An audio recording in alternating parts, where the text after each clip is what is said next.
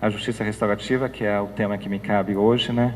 Então aborda essa transformação, né, de uma cultura de guerra para uma cultura de paz, uma cultura de convivência, através do caminho da justiça, né? É esse o tom. Será que a justiça também não tem uma responsabilidade pedagógica de transformar as pessoas? Será que transformar vidas também é um valor para a justiça? Ou cabe à justiça apenas punir? Será que não seria essa grande oportunidade da presença das pessoas na justiça para que a justiça então pudesse intervir e transformá-las qualitativamente também? Será que o compromisso ético faz sentido na justiça? E será que é possível pensar um compromisso humanista dentro da justiça? A forma como a gente olha a nossa realidade, ela está muito condicionada culturalmente. Ela está muito condicionada com a forma que a gente entende, né, a vida, as nossas crenças. Se a gente entende que é de pequenininho que se torce o pepino, que pau que nasce torto, morre torto, que torto é um valor negativo, à esquerda ou à direita, seja o que for, invariavelmente a gente vai olhar a nossa realidade dessa forma. E vamos agir em sintonia a isso. Para começar a perceber a realidade com uma outra perspectiva, e ao perceber com uma outra perspectiva, formular novas questões, buscar novas respostas e gerar uma nova ação. Então, quais são as crenças que sustentam esse modelo de justiça tradicional ou justiça retributiva? A cultura do medo, a cultura da guerra. Uma cultura que nós vivenciamos hoje em nossa sociedade e que se foca no medo, na competição, na imputação recíproca de culpa, na individualidade excessiva. E nessa cultura, nós temos algumas crenças que se passam de geração para geração. Violência somente pode ser combatida com violência. Alguém já ouviu essa crença? Sim. Sem castigo não há obediência. Mais uma crença que sustenta essa cultura do medo. Pau que nasce torto, morre torto.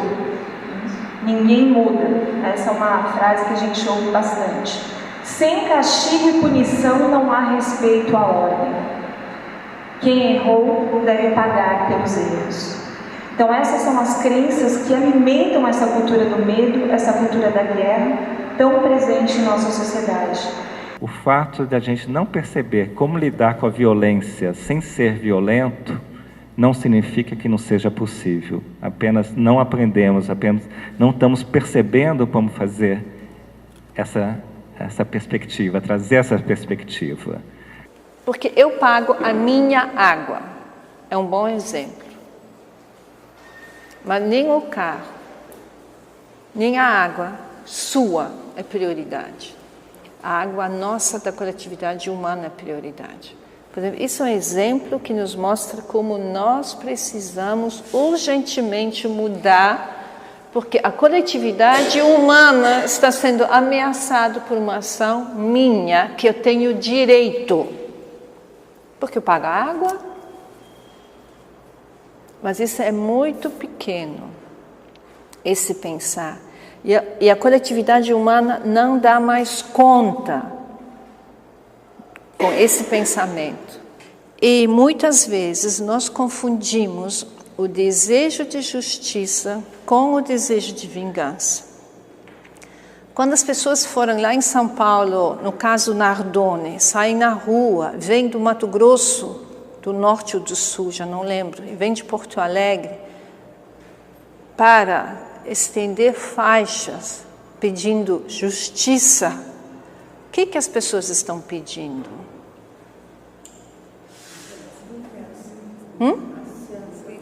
Estão pedindo punição.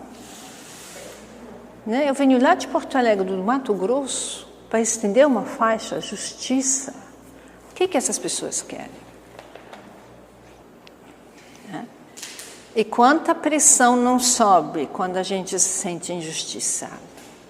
Na linha de do poeta Bertolt Brecht, que dizem que é violento o rio que tudo leva, mas não dizem que são violentos a margem que o comprime. Como perceber também que aquela ambiência, ou como aquela ambiência tensiona aquelas relações, que há uma corresponsabilidade também, sem desconsiderar a corresponsabilidade ou a responsabilidade individual. Mas como eu não estou preparada para isso, então o que eu faço? Eu reprimo a dor, eu reprimo o medo. E muitas vezes tem pessoas que reprimem acontecimentos traumáticos durante muitos anos. E é óbvio, isso está em algum lugar do corpo. Toda dor, assim como toda felicidade, está gravada no corpo. Exatamente. As pressões do sistema são muito grandes. Da gente ir para o fácil, né? Principalmente quando tem uma expansão, ir para o fast food, né? Ir para os antitérmicos, assim, porque é o rápido. E você já dá uma resposta e parece que você tira a febre e acabou, mas você não tratou a doença. O que está a desarmonia funda, né? Então, e são desviados, e muitas vezes se usa o círculo restaurativo para culpar melhor o adolescente, para ele sentir uma vergonha mais forte, para ele reparar o dano, e você não olha, de fato, uma questão de responsabilidade, de corresponsabilidade. Ou você transfere a responsabilidade ao pai que está batendo nele, então o pai que é o bode expiatório. Não que a gente não vai olhar para isso. Mas a questão não é transferir para quem a gente vai dar o tapa. Né? Aqui é uma questão de consciência, de desconstrução. E isso você não faz assim.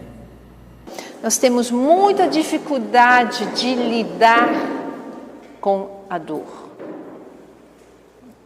O dano ainda vai, o dano que é quantificável. Mas aqui estamos pedindo outras coisas, estamos pedindo inclusive o acesso à dor.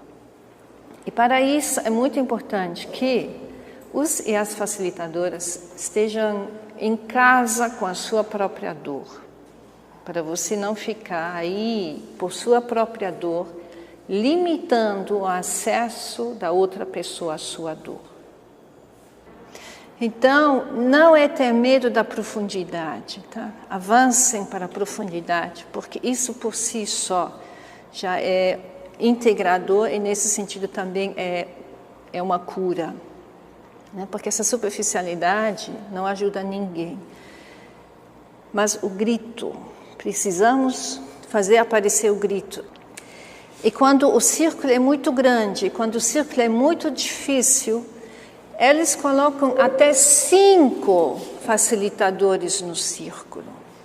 5 facilitadores que conseguiram já abrir esse canal para poder ecoar o grito. 5 para poder, pelo silêncio dos facilitadores, fazer ecoar o grito dos participantes. Então, o importante aqui é um conjunto de princípios, métodos e técnicas, né? E que propõe o quê? Propõe um encontro. Qual encontro? Né? O encontro entre vítima, ofensor, pessoas direta ou indiretamente afetadas por aquela situação de violência, de dano. Organizado, cuidado, guardado, vamos dizer assim, por uma pessoa, né, que tem uma capacitação, que não tem a sua boa vontade, mas tem uma formação, né, em técnicas, aí sim, de justiça restaurativa.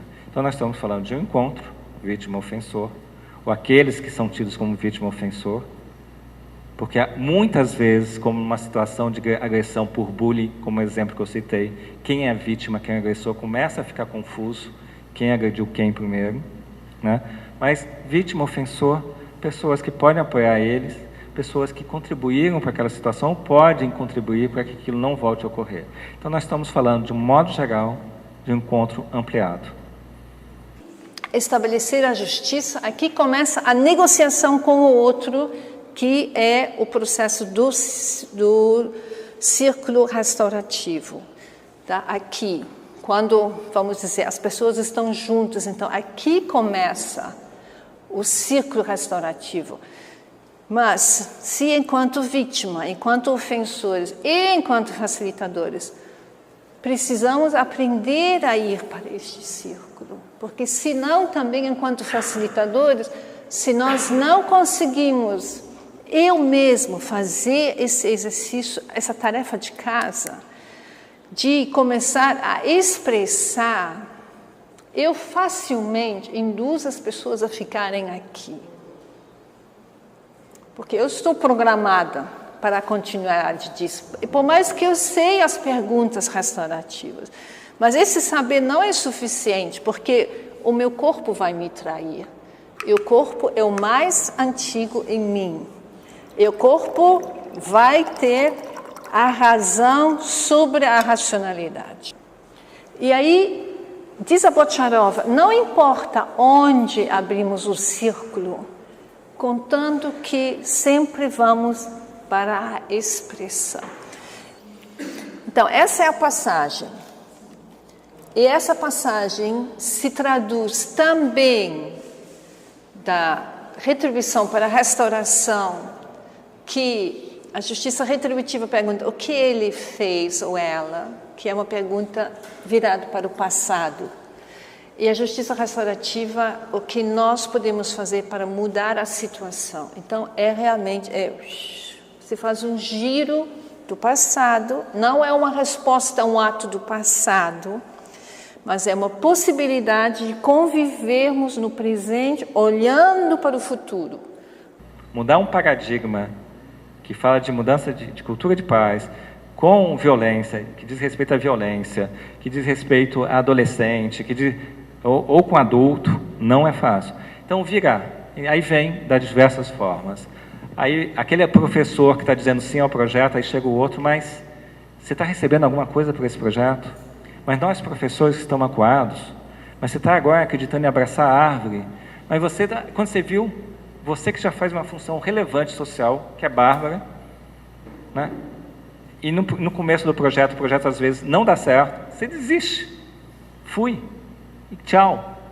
Então, como você prepara as pessoas para resistirem às resistências que virão, sabendo, no mínimo sabendo que isso ocorre.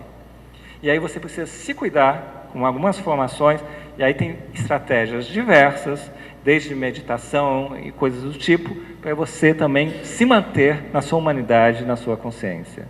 Nesse caminho não tem atalho, não é fácil, inclusive o fácil geralmente induz a erro. É trabalho, trabalho, trabalho. Trabalhar com cultura de paz é uma das coisas que dá mais trabalho.